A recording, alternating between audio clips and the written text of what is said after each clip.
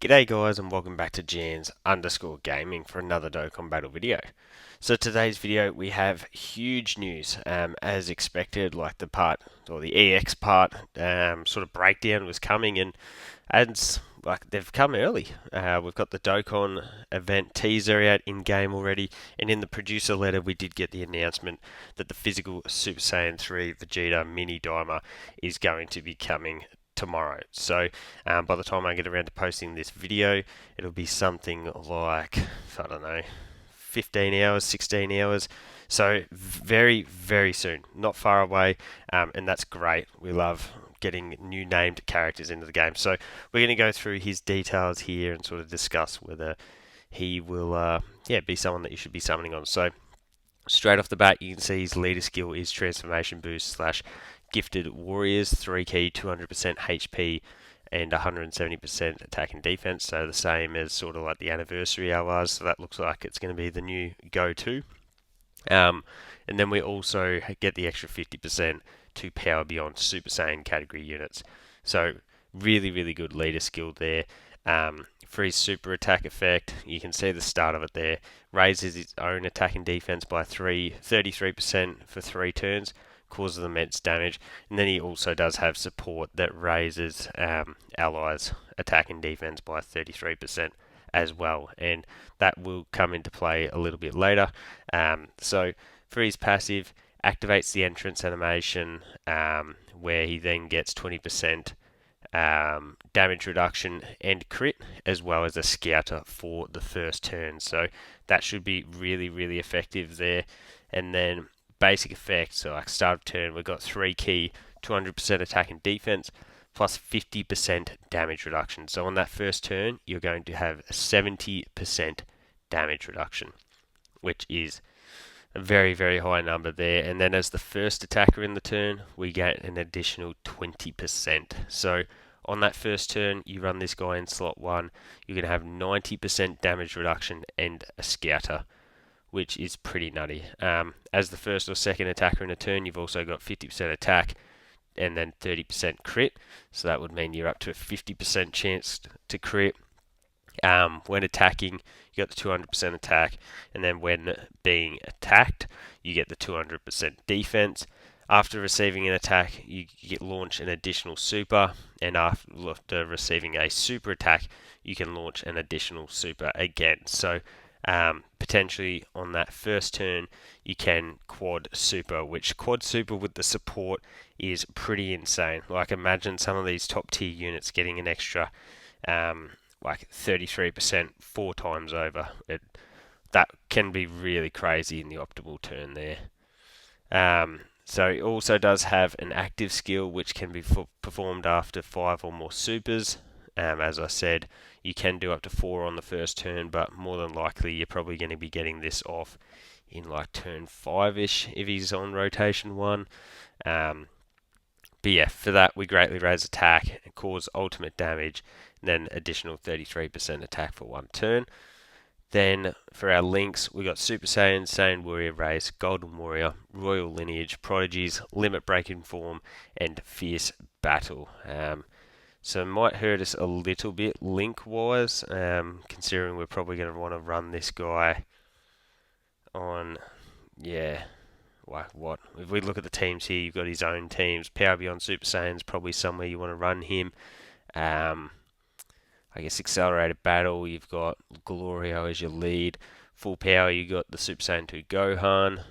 Pure Saiyan, you've obviously got both of the anniversary LRs. So this guy is going to have a number of teams that you can rock him on. We've already gone through his super attack effect with the defense for allies as well. So I don't know. It's very interesting. I actually haven't looked at the stats here, but we do have Halvard's stats. So as always, shout out to them. Go give them a follow if you are interested in a lot of this stats. So without support, our start of turn defense is 178k, which is not very high at all if we're going to be wanting to go a slot 1 unit. Post super attack, where we pretty much get to 240, and then with an additional up to 300k. Now, receiving an attack, a lot of the time that is going to be the case, so you will generally be hit as a slot 1 unit. So our start of turn defense 535k jumps up to 712, 890, and then essentially 1.1 million. And then if we receive a super attack, it is the exact same, except we get an additional super where we climb up to 1.24 million, sorry. And then, so that's going to be like your turn 1, and then on the next turn, if you've gotten 3 super attack stacks, your start of turn defense is going to be 1 million, and then with another 3 supers, that can climb up to 1.77. Add on 40% support to that, and your start of turns 1.2 milli, and then it can climb to 2 milli. So that's really where he's going to be getting crazy, is not that first turn, but the second turn where you've been able to get off a few of those supers. And you might think with the 40% support, is that a bit sort of setting this Vegeta up? It's actually not, because like as you've probably seen me say on a lot of these videos recently, AGL Super Saiyan 3 Goku is going to be an absolute staple in pretty much all of my teams going forward, and he does provide 50% attack and defense. Defense, not attack. So, yeah, I think getting up to that 2 million range is not going to be too crazy.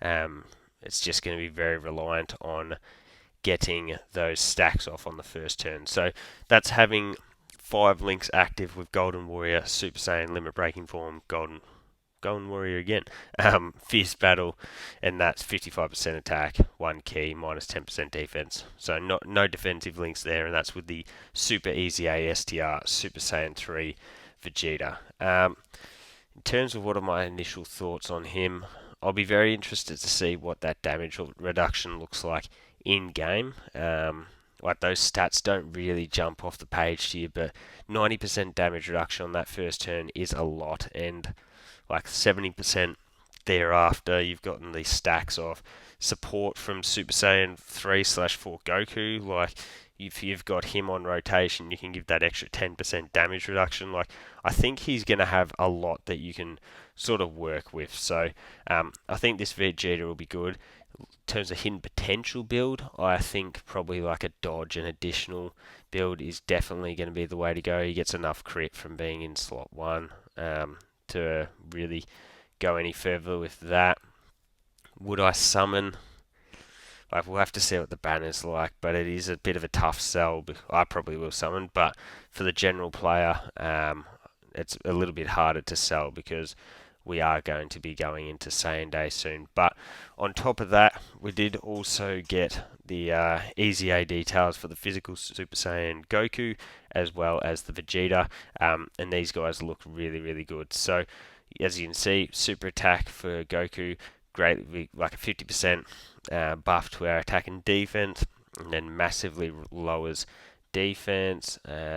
Here's for the passive, so start of turn, we've got attack and defense 250%, and we're a rainbow orb changer. When attacking with 12 or more key, obviously, we're going to get 30% attack and 20% defense per key sphere, as well as 10% crit. So you get 10 key spheres, and these guys, like this Goku, is going to be guaranteed critting, which is pretty nutty. 3 or more key spheres gets you effective against all type. 5 or more gets you an additional super.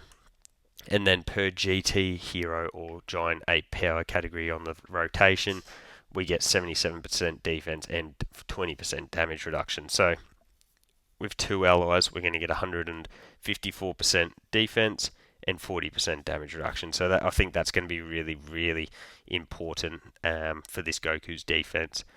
For his first turn, he then launches an additional super.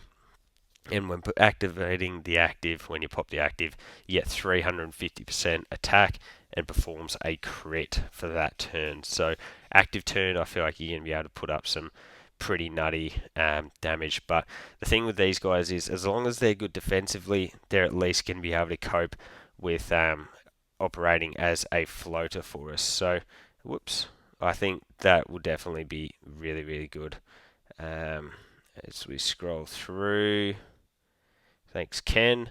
And then we go to Vegeta. So with Vegeta, he has the exact same super attack effect where we get the 50% attack and defense for one turn.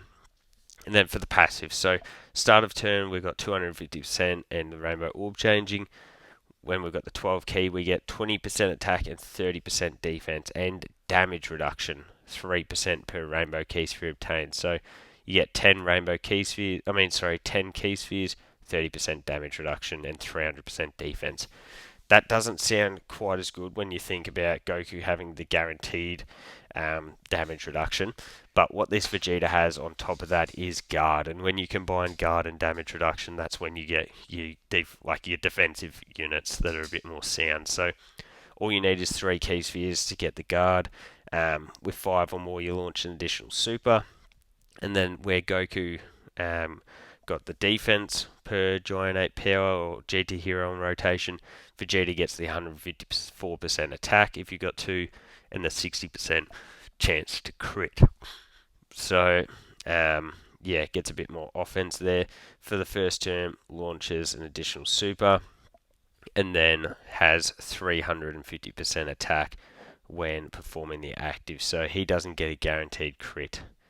If we scroll through here, that's just the Goku, and we also got the Super EZA for Super Saiyan 3 Vegeta, but unless we can quickly do this in real time, if we go JP Dokkan info, click on this here, we do have the Super Saiyan 3, here he is. So, and then, whoops. So I couldn't figure out what to do there to get that up. So we've switched across to Twitter again. Minato's got those details up for us here. So as always, check out Minato's YouTube and Twitter. But so for Vegeta, he's got 200% attack and defense, 3 key, start of turn. When performing a super, essentially, we got 200% attack and 100% defense. For the first 10 turns, 150% defense, 50% chance of crit, and 80% damage reduction. Then after that 11 turns, that drops to 50% damage reduction. When attacking a stunned enemy, you get 200% attack and a guaranteed crit. And superclass enemy perform additional attack that has a 50% chance of being a super, and extreme enemy means an additional super. So damage reduction, he's got decent stats there.